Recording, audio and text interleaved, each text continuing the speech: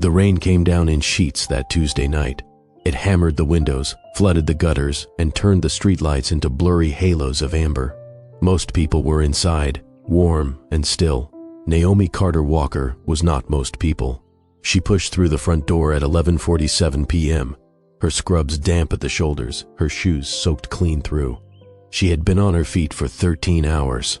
13 hours of IV lines and patient charts, of holding a grieving daughter's hand in a hospital corridor, of staying 40 minutes past her shift to stabilize a man whose heart had decided it was done cooperating. Her lower back ached in a way that had stopped being occasional and started being permanent. There was a bruise on her left forearm where a patient had grabbed her in confusion, and she hadn't eaten anything since a granola bar at 2 in the afternoon. She stepped into the hallway and closed the door behind her.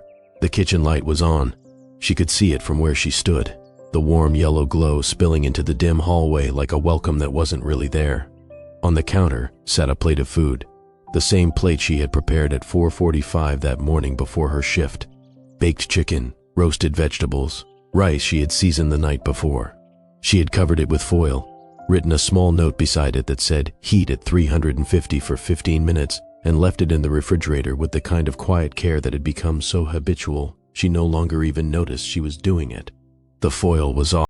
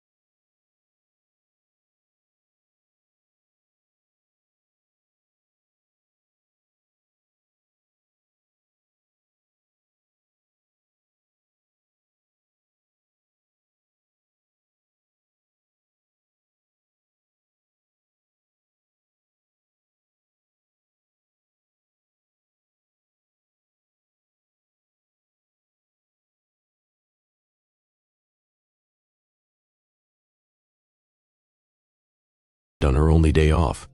Margaret's voice was measured and precise, the way it got when she was saying something she needed him to actually hear.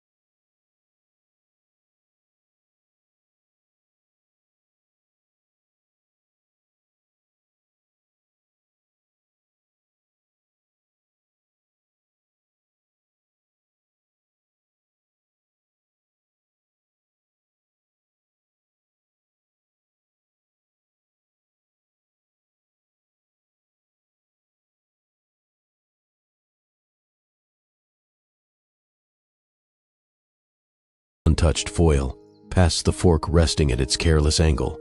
She walked past Ethan on the couch. He said something else. She didn't hear it. She was already somewhere else inside herself. She went to the bedroom and closed the door. Ethan muted the television for approximately 4 seconds.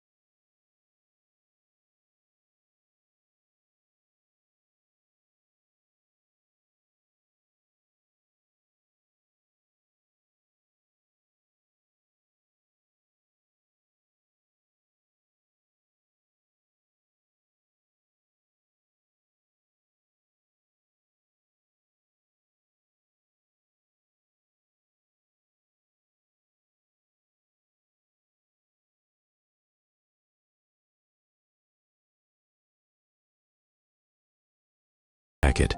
I'm here to tell you something simpler. She looked around the apartment. Clean this place, not for her, not to prove something to anyone, for yourself. Because you are a grown man, and this is not how a grown man lives. She picked up her purse. The rest you'll have to earn. And earning takes longer than you think. She left. Ethan sat at the table for several minutes after the door closed. Then he got up, slowly, and found the broom. While Ethan was learning to sweep a floor for the first time in 6 years, Naomi Carter Walker was learning something else entirely. She was learning what it felt like to be herself again. 3 weeks into Diane's spare room, she had established small rituals that felt, in their simplicity, almost revolutionary. Coffee before the chaos, real coffee, made slowly, drunk while sitting down. A 20-minute walk after her shift, rain or shine, just to feel the transition from the hospital to the rest of her life.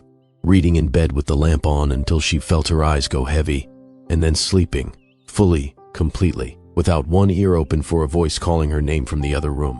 One evening she stood in Diane's small kitchen making herself stir-fry, just for herself, whatever she felt like eating, and she realized she was humming. She stopped, stood still. She couldn't remember the last time she had hummed while cooking.